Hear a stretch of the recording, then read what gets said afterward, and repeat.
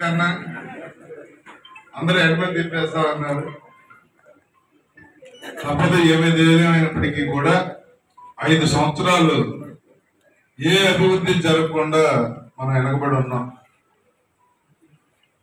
2009 నుంచి 14 వరకు నేను కానీ, 14 నుంచి 19 వరకు బండారు గారు కానీ చాలా పనులు ఇక్కడ చేసుకున్నాం. మరి ఈ వైసీపీ ప్రభుత్వం అభివృద్ధిని వదిలేసి అప్పులు చేసి కొన్ని స్కీములు ఇచ్చి అదే అభివృద్ధి అన్నట్టుగా బటన్ నొక్కాను అని చెప్తా ఉంటాడు. బటన్ నొక్కింది కొన్ని వర్గాలకి కొన్ని లబ్ధి చేకూరుతుందేమో నాకు తెలియదు, కానీ మౌలిక వసతులు కలిగించకపోతే అసలు ఎలా బతుకుతారు కాలనీలన్నింటిలో రోడ్లు, డ్రైన్లు, మంచినీటి సౌకర్యం, కళ్యాణ మండపాలు, శ్మశాన వాటికల ఆధునీకరణ, పార్కుల ఆధునీకరణ, అలాగే గుళ్ళకి గోపురాలకి కన్నా చెప్పిన పనులు, ఏదైతే రిటర్నింగ్ వాల్స్ ఉన్నాయో పైనుంచి పంట నుంచి నీళ్లు వచ్చేయకుండా సపోర్ట్ చేసేటానికి ఇలాంటి కార్యక్రమాలను అవ్వకుండా కాలనీలు ఎలా తట్టుకుంటాయో ఒక్కసారి ఆలోచన కూడా చేయని ప్రభుత్వం. కేవలం 5 సంవత్సరాలు కూడా ఒక వ్యాపారస్తుడు, ఒక బిజినెస్ మ్యాన్, పొలిటీషియన్ అయితే ఏం చేస్తాడో ఆయన ఎదగటం కోసమే ఈ రాష్ట్రాన్ని నాశనం చేశారు. ల్యాండ్, శాండ్, వైన్, మైన్ అనే వనరులన్నింటినీ కూడా దోపిడీ చేసి లక్షల కోట్లు సంపాదించి, ఒకే ఒక్క మాట చెప్తాను, మీరందరూ కూడా చదువుకున్న వాళ్ళు, నాయకత్వ పటిమ ఉన్నవాళ్ళు, 10 మందికి చెప్పి ఓటుకి వెళ్ళేవాళ్ళు కాబట్టి చెప్తా ఉన్నాను.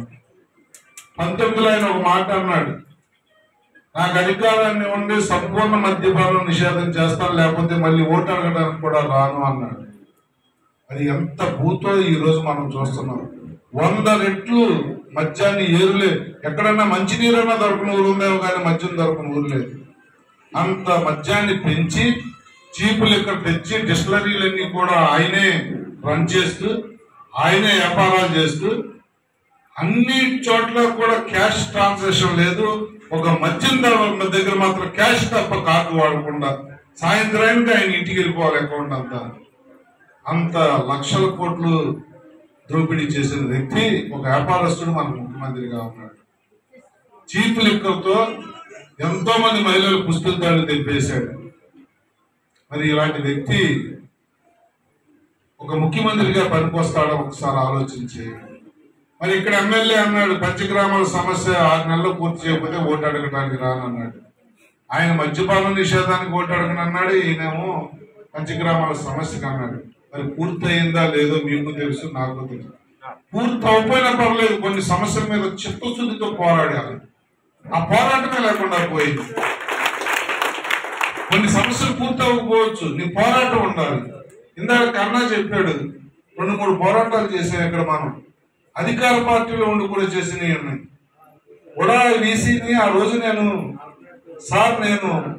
కోన శశిధర్, నేను ఇంత ఫోర్స్ మళ్ళీ ఏర్పాటు చేసుకోలేనండి, ఫెన్సింగ్ వేసి తీరాల్సిందే, 200 మంది 300 మంది పోలీసులు మంది మార్పులతో వచ్చామండి, మళ్ళీ ఇది ఒకసారి ఈ సెటప్ రాదండి అన్నాడు. నేను హైదరాబాద్ అసెంబ్లీలోనే ఉన్నాను, నువ్వు కానీ వెనక రాకపోతే నువ్వు నేను ఇద్దరు ఒకడే మిగులుతావు, గవర్నమెంట్ అధికారిగా నువ్వన్నా మిగులుతావు, ఎమ్మెల్యేకి నేనన్నా మిగులుతాను, ఇద్దరు మాత్రం ఉండవు అని చెప్పారు.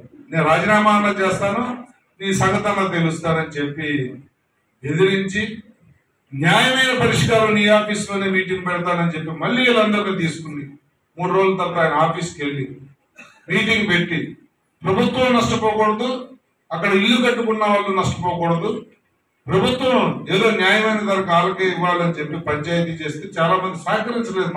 కొంతమంది మనకు పేరు వస్తుందని ఆ సమస్య పెండింగ్ లో పడిందేమో కానీ మళ్ళీ ఆ రోజు నుంచి మీ జోలికి ఎవరు రాకుండా చేసింది పచ్చికల పరమేశ్వర్.